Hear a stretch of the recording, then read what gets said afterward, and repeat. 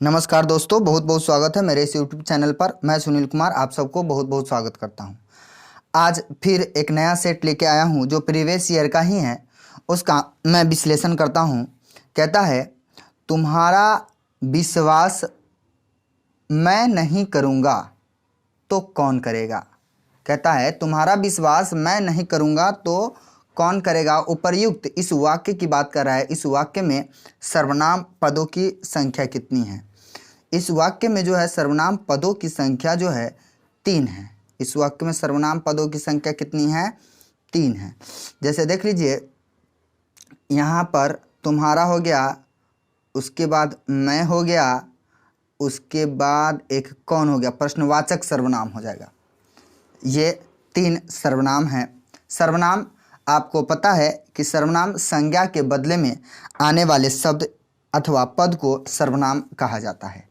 चलिए, अगला प्रश्न कहता है, जिस क्रिया का फल कर्ता पर पड़ता है उसे कहते हैं। जिस क्रिया का फल कर्ता पर पड़ता है उसको हम कहते हैं सकर्मक क्रिया। इसका कहने का मतलब है वैसा वाक्य जिसमें कर्ता प्रधान हो, कर्ता की प्रधानता बताई जाती हो, उसको हम कहते हैं सकर्मक क्रिया। जिसमें कर्म की प्रधानता हो या कर्म की प्रधान हो तो उसको हम कहते हैं अकर्मक क्रिया। हाँ, कर्म प्रधान रहता है तो अकर्मक क्रिया।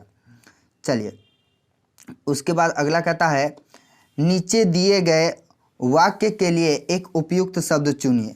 पुरुष एवं स्त्री का जोड़ा। ये कहता है पुरुष एवं स्त्री का जोड़ा क्या कहलाता है।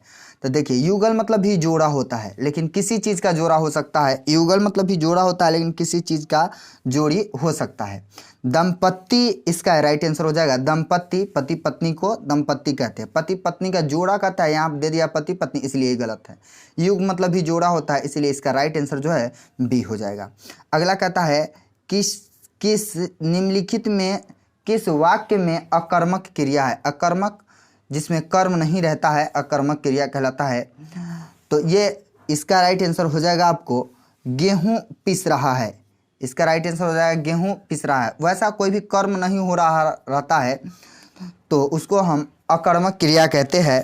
जैसे सोना, खाना, चाहे पिसना है, सीधा कहता है गेहूं पिस रहा है, तो इसमें कर्ता की चर्चा नहीं है, कर्म की चर्चा नहीं है, इसीलिए इसका राइट आंसर ए हो जाएगा।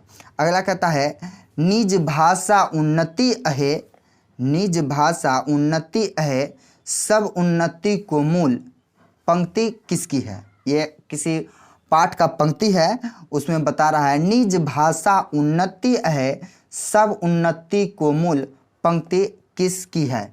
इस कवि के नाम कहता है बताने के लिए, तो बहुत चर्चित कवि है जिसका नाम है भारतेंदु हरिश्चंद्र। भारतेंदु हरिश्चंद्र जो है इनके रचनाकार है। देख लीजिए, यहाँ एक शब्द है उन्नति, इसका संधि विच्छेद कीजिएगा तो हो जाएगा उत्तहलंत हो जाएगा जोर नति, उन्नति। एक और शब्द आया है भारतेंदु, जो कि पिछले वीडियो में बताया है हमने, भारत जोर इंदु, भारतेंदु। एक और यहाँ पर प्रश्न है रत्नाकर, रत्न जोर आकार, रत्नाकर। चलिए, अगला प्रश्न कहता है, दिए गए 4 विकल्प में से सही युग्म चुनिए। सही युग्म जो है इसका भौरा और सखी हो जाएगा। भौरा और सखी हो जाएगा, सखी और भौरा हो जाएगा। चलिए, अगला प्रश्न कहता है, अगला जो प्रश्न है वह कहता है, आजन्म शब्द समास बताइए। आजन्म जो शब्द है वह कौन से समास के अंतर्गत आता है। तो इसमें देखिए, आ उपसर्ग लगा है तो ये हो जाता है अव्ययीभाव समास। अगर नए लगा रहता तो नए समास, नकारात्मक लगा रहता तो नए समास होता, परंतु आ लगा हुआ है तो ये अव्ययीभाव समास। आइए बारी बारी से इस समास सबके थोड़ा थोड़ा चर्चा करते। द्वंद्व, उभय पद प्रधान द्वंद्व, जिस समास का दोनों पद प्रधान होता है उसको द्वंद्व समास कहते हैं। इसमें जोड़ीदार वाला ज़्यादा रहता है, जैसे पितरों हो गया, मातरों हो गया, माता पिता हो गया, या भाई बहन हो गया। नए समास नकारात्मक निषेध वाला जो है ये नए समास होता है। कर्मधारय समास, कर्मधारय समास तत्पुरुष में अगर समान विभक्ति लगा देते हैं तो वह कर्मधारय समास होता है। चलिए, अगला प्रश्न कहता है,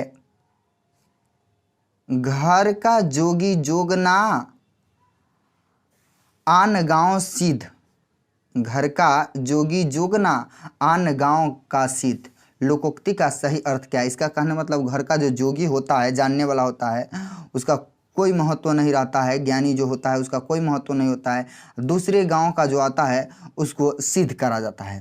तो इसका जो है आंसर हो जाएगा, राइट आंसर आपको बता दे इसका। देखते हैं, बारी बारी से देखते हैं इसमें क्या होता है।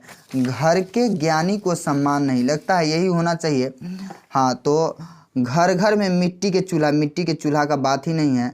घर की मुर्गी दाल बराबर, ये खुद मुहावरा है। घर का भेदी लंका ढावे, ये भी नहीं होगा। तो इसका राइट आंसर ये हो जाएगा। अगला प्रश्न कहता है सही वाक्य का चयन कीजिए। सही वाक्य का चयन करना है। इसमें गलत वाक्य भी दिया हुआ है, 3 गलत है, 1 ही सही है। आप असफल हो गए तो क्या करोगे? शायद आप असफल हो गए तो क्या करोगे? शायद वाला निश्चित तरीका से गलत रहता है। शायद में कन्फर्म नहीं रहता, इसीलिए ये गलत है।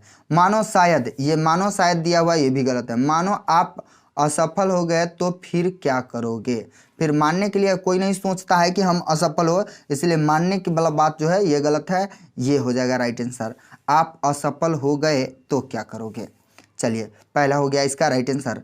अगला प्रश्न कहता है नीचे एक वाक्य दिया गया है, उसमें एक कलांकित शब्द है। कलांकित शब्द का अर्थ क्या है? मतलब इसका अर्थ कहता है बताएंगे कीर्तन, कृतधन्य। कृतधन्य वह मनुष्य कृतधन्य है। यहाँ इसका राइट आंसर हो जाएगा असाफ, आसान फरामोश। आसान फरामोश हो जाएगा, आसान फरामोश हो जाएगा। नीचे लिखे वाक्य के लिए उपयुक्त शब्द बताइए। किसी के गुण दोष का सम्यक, सम्यक मतलब सही होता है, रूप से विवेचन। इसका राइट आंसर जो हो जाएगा आपको पर्यालोचन। अनुवाद तो नहीं होगा, ये पहला जो है इसका आंसर नहीं होगा। आलोचना भी नहीं होगा, दूसरा भी नहीं होगा। पर्यालोचना मतलब होता है किसी पर उसके प्रति लगाना, ये भी नहीं होगा। इसका राइट आंसर समालोचना हो जाएगा। चलिए, अगला कहता है पैर फैलाकर सोना, मुहावरे का सही अर्थ चुनिए। पैर फैलाकर सोना मुहावरे का निश्चित अर्थ या सही अर्थ जो है होगा निश्चित होकर सोना, एकदम निश्चैंत होकर सोना, आराम से सोना, निश्चैंत होकर। सुविधा पूर्वक नहीं होगा, दूसरे की उपेक्षा नहीं, ये भी नहीं होगा।